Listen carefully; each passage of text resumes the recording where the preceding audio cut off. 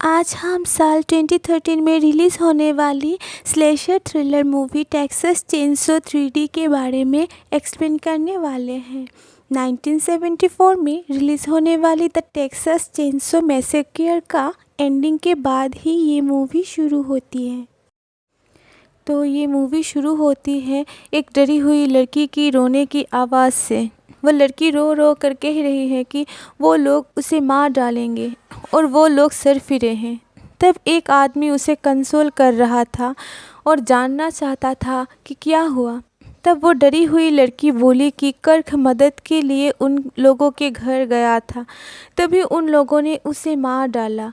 उसके बाद कर्क को ढूंढने के लिए एक लड़की जाती है, वो लोग उसे मार देते हैं। बाद में एक लड़का भी जाता है, वो लोग उसे भी मार देते हैं। फिर एक लड़की और एक लड़का गेरी गेरी बोल के उसको ढूंढ रहे थे। तभी लेदरफिश चेनसो लेके उस लड़के को मार गिराता है और लड़की को उनके घर बांध के रखता है। जब वो लोग उसे मारने को जाते हैं तब वो लड़की वहाँ से भाग जाती है। वो डरी हुई लड़की पुलिस को इन्फॉर्म करती है। तभी शेरिफ हुपर उस घर में जाता है जहाँ वो साइको फैमिली रहती थी। शेरिफ हुपर ड्रेटन को उसके बेटे जेडिडाया के साथ घर से बाहर आने को कहता है। तब वो साइको फैमिली यानी सॉयर फैमिली सरेंडर करने को मना कर देते हैं।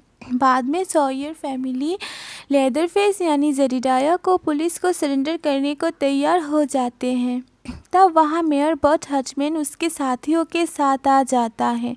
वो लोग कानून अपने हाथ में लेके उनके घर में आग लगाने के बाद सबको शूट करके मार देते हैं। शेरिफ हुपर उस वक्त कुछ नहीं कर पा रहा था। रात को वो लोग वहाँ से कुछ चीज़ें उठा लेते हैं अपने विक्ट्री के मेमोरी के तौर पर।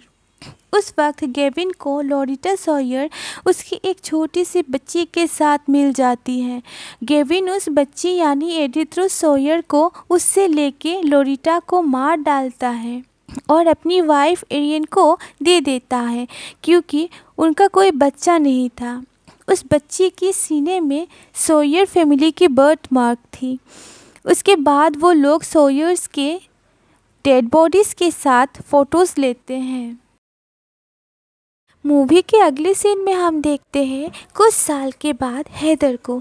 वो अब बड़ी हो गई है जिसे गेविन ने चुराया था। एक दिन हेदर को एक लेटर आती है कि उसकी ग्रैंडमा मर गई है और उसके नाम सारी प्रॉपर्टी छोड़ गई। हेदर इससे शॉक्ड हो जाती है क्योंकि उसकी तो कोई ग्रैंडमा थी ही नहीं।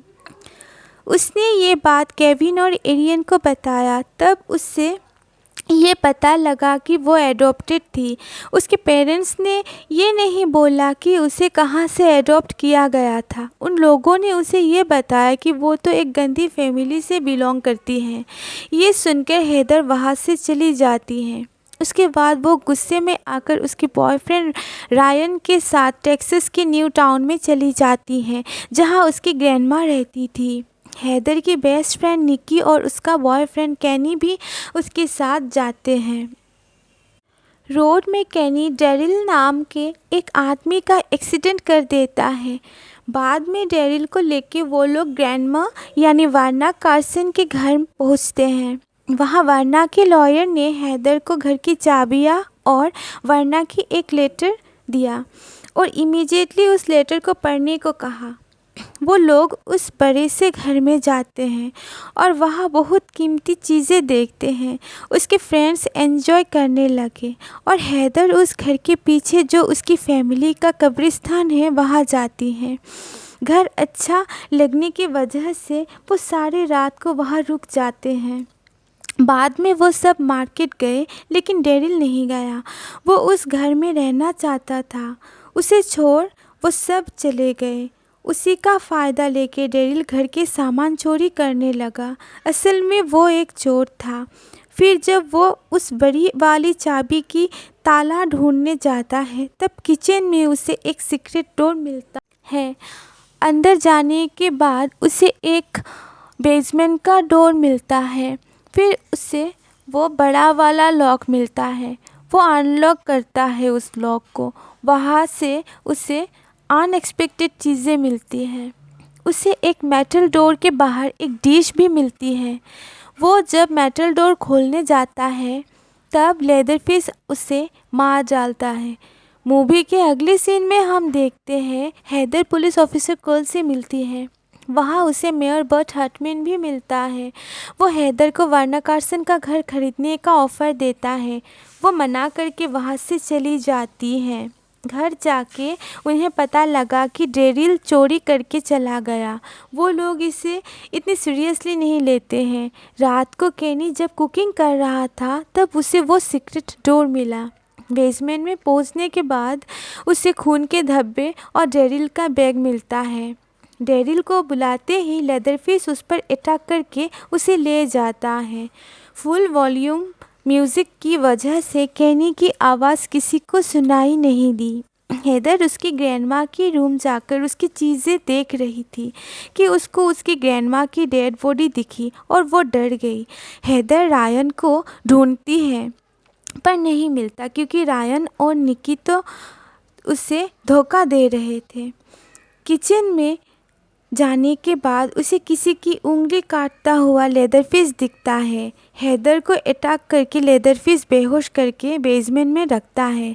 होश आने के बाद हेदर देखती है कि लेदरफिश चेनसो से डेरिल और केनी को काट देता है।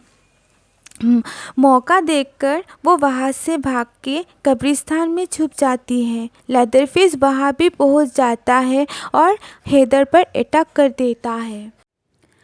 तब शोर से रायन और निकी आते हैं और लेदरफिश उन्हें देख चेनसो लेकर उनका पीछा करता है। उस वक्त निकी उसको शूट करती है। कुछ टाइम बाद हेदर वैन लेकर आती है। निकी और रायन वैन में चढ़ते हैं। उस टाइम लेदरफिश आके उन पर अटैक कर देता है।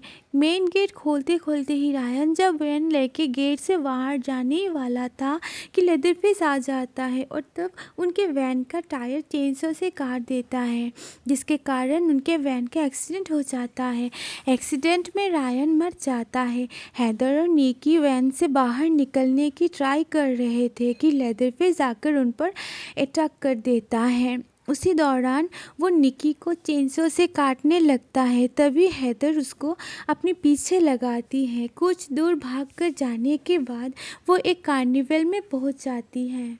लेदरफिश भी बाहर जाता है लेकिन लोगों ने जब उसे देखा तो डरकर सब इधर उधर भागदौड़ करने लगे। वो हेदर को अटैक करने ही वाला था कि ऑफिसर कर्ल को देख चेनसो उसकी तरफ फेंक के भाग जाता है। कर्ल उसे पुलिस स्टेशन लेके जाता है। वहाँ उसे शेरिफ हुपर मिलता है। वह लेदरफिश की अटैक्स और मर्डर्स के बातें बताती है। ये सुनकर हुपर को चिंता होती है। कर्ल सॉयर के इसकी फाइल टेबल पर रखता है। उसी वक्त मेयर बर्ट हर्टमैन वहाँ पहुंचकर शेरिफ से बात कर रहा था कि हेदर वो फाइल पढ़ लेती है और उस वक्त टाउन में जो हुआ था उसके बारे में जान जाती है कि बर्ट हर्टमैन ने किससे उसके साथियों के साथ मिलके उसकी फैमिली को मार डाला था। उसे सच का पता चल गया और सब कुछ क्लियर हो गया। हुपर बर्ट को बोलता है कि हेदर ने जेडिडाया सॉयर को देखा है। बर्ट ये नहीं मानता और ऑफिसर मार्विन को वहां जाने को कहता है। हुपर उसे रोकता है पर मार्विन उसकी बात ना मानकर मेयर की ऑर्डर फॉलो करता है। मार्विन वीडियो कॉल से बर्ट को लेदरफिश का खून खराबा की करतूत सब कुछ दिखाता है। मार्विन जब फ्रीजर चेक करने गया तब निकी वहाँ दिखी। वो मदद मांग रही थी लेकिन डर की वजह से मार्विन उसे शूट करके मार डालता है। ठीक उस वक्त लेदरफिश आता है और मार्विन को मार डालता है। मूवी के अगले सीन में हमें दिखाया जाता है कि मेयर बर्ट आके देखता है कि हेदर वहाँ से भाग गई। उसने हुपर को बोला कि उसने पहले जो किया वही वो उन लोगों के साथ दोबारा करेगा। हेदर वर्ना की लॉयर से एक बार में मिलती है। तब लॉयर फ्रांसवर्थ उस लेटर के बारे में पूछता है कि उसने ये पढ़ा कि नहीं। हेदर ने बोला कि उसने ये नहीं पढ़ा। लॉयर तब बताता है कि वो मारने वाला इंसान जेडिडाया सॉयर उसकी कज़िन है और वो एडिथ रोज सॉयर है।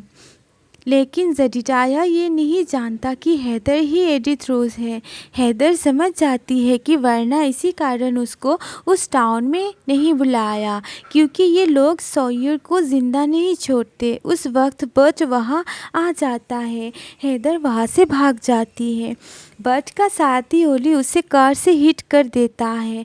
लॉयर फ्रांसवर्थ का दिया हुआ नाइफ से ओली को अटैक करके भाग जाती है। हैदर ऑफिसर कर्ल हैदर के बात सुनता है और उसे लिफ्ट देता है। जब हैदर लॉयर से मिलने की बात बोलती है तब कर्ल कार नहीं रोकता है, क्योंकि वो बर्ट का ही बेटा है। लॉयर रोड साइड पर खड़ा था, इसीलिए वो ये सब देख लेता है। बर्ट कर्ल को बोलता है कि हैदर को स्लॉटर हाउस में ले जाने को, वे वहाँ उसे मारेंगे। बर्ट मार्विन को ये सब बताने के टाइम जेडिडाया यानी जेड ये सुन लेता है। वो चेंसो लेके वहाँ से निकलता है। लॉयर शेरिफ हुपर को सब कुछ बोलता है। हुपर समझ जाता है कि हैदर को स्लॉटर हाउस ले गए हैं वो लोग। हैदर को कर्ल वहाँ बांध के रखता है और बाहर चला जाता है। जेडिडाया हैदर को चेंसो से काटने ही वाला था कि हैदर के सीने में सॉयर्स की बर्थमार्क देखता है। वो उसे फ्री कर देता है। बर्ट और ओली जेडिडाया को मारने ही वाले थे कि हैदर वहाँ से ना भाग के जेडिडाया की हेल्प की। वो ओली को मार डालती है। जेड को वो चेंसो पास करती है। जेड बर्ट को मारने ही वाला था तब शेरिफ हुपर आता है, पर वो बर्ट की हेल्प नहीं करता। वो सब कुछ चुप रहकर देख रहा था। जेडिडाया बर्ट को मार देता है। हुपर पहले की तरह इसको भी सीक्रेट करके रखता है, जैसे बर्ट के टाइम रखा था।